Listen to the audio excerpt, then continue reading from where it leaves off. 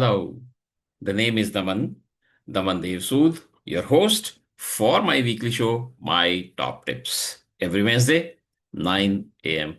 IST. Today's topic, with the background of global instability, I'm not sure whether people are calling it crisis or not. I'm saying global instability, geopolitical scenario, communication is very important. I'm going to read a condensed version of my full length blog available on my website. I recommend that you go through that also. And I'm saying communicate, consume, cascade information carefully and responsibly. Across the world today, many societies are experiencing anxiety around resources, energy, food, logistics, technology components, financial stability, and even public trust. Supply chain disruptions, geopolitical tensions, climate events, and economic pressures are placing genuine stress on systems. Now, these systems do not mean IT systems. You and me, we are also systems. Organizations are systems, not just the IT systems. But often, crises are amplified not only by shortage of themselves, shortage of the resources, they are amplified by how information behaves around those shortages. Rumors spread faster than facts. Speculation replaces verification. Fear travels faster than a reason. And in such moments, something dangerous happens. Perceived scarcity becomes real scarcity. People panic buy, businesses overstock, institutions rush into defensive actions. What might have been a manageable disruption can quickly escalate into a systemic crisis. This is why both during business as usual and during crises, we need a simple behavioral discipline. This is my mantra: communicate, consume, cascade carefully and responsibly. These three steps, this three-step framework applies to individuals, organizations, institutions, and even the media. In uncertain times, communication is not merely about sharing information, it is about shaping behavior. Every message can either stabilize a situation or destabilize it. Responsible communication requires four things: clarity. Messages must be simple, factual, and free from speculation. Empathy. People are clearly under stress. Tone matters as much as content. Timing. Delayed communication creates information vacuums, and rumors quickly fill those vacuums. If you delay, that's when people start making up their own. And fourth, consistency. Conflict messages erode trust faster than silence. Leaders, organizations, governments, and media must remember, in crises, communication is not just a function, it is a stabilization tool. Good communication builds trust, poor communication amplifies panic. The second responsibility lies with those who consume information. In today's digital world, individuals are constantly exposed to information from news outlets, social media, messaging platforms, informal networks, including family and friends. But not all information deserves equal trust. Responsible consumption requires three disciplines: verification before belief, that's number one. Ask, is this confirmed?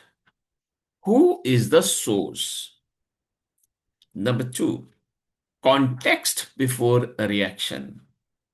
A headline without context can distort reality. And truly speaking, headlines and the content matter do not match many times. So we need to be very careful. Number three is calm before judgment. Misinformation thrives on emotional reactions. From a resilience perspective, this is cognitive discipline.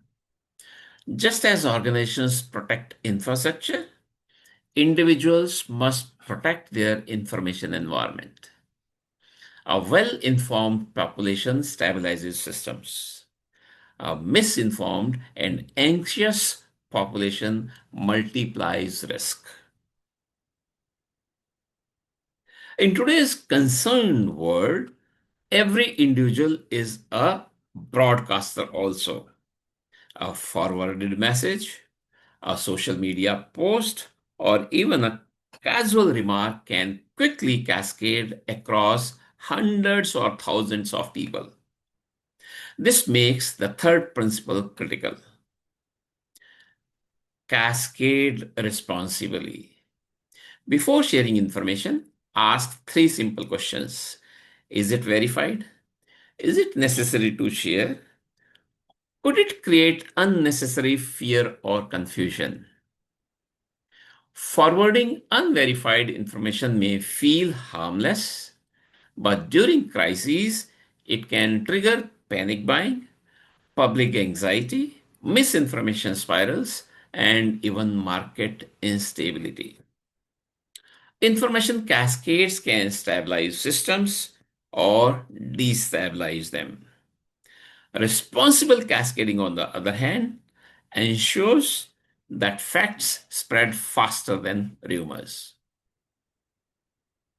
Modern crises are no longer only physical disruptions, they are also information disruptions.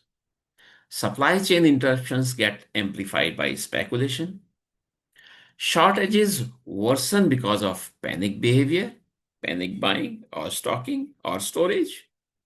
Public trust becomes a form of critical infrastructure. Managing crises today is therefore not just about logistics, resources, and emergency response. It is also about information discipline. Resilience is often associated with infrastructure, systems, and recovery plans. But true resilience also lies in behavioral maturity. When individuals and organizations practice communicate carefully or communicating carefully, consuming thoughtfully, and cascading responsibly, three powerful outcomes follow. Panic reduces, trust increases, systems stabilize. And sometimes that alone can prevent a disruption from becoming a catastrophe. A simple rule worth remembering is: before you speak, before you believe, before you forward, pause. Then communicate carefully, consume thoughtfully, cascade responsibly. Because sometimes the difference between a manageable disruption and a full blown crisis lies not in the shortage of resources, but in the discipline of information. This was a condensed version of my full length blog available on my website, freely available to all. One time registration is required. I recommend that you go through that also. While closing, I would like to repeat: If you have any questions about today's discussions, which was around communication, crisis communication, or about resilience as a whole, please feel free to write to me and I will be happy to respond. This is Daman Devsood, your host for my weekly show, My Top Tips, every Wednesday, 9 a.m. IST. I look forward to seeing you all every Wednesday. Thanks. Bye bye.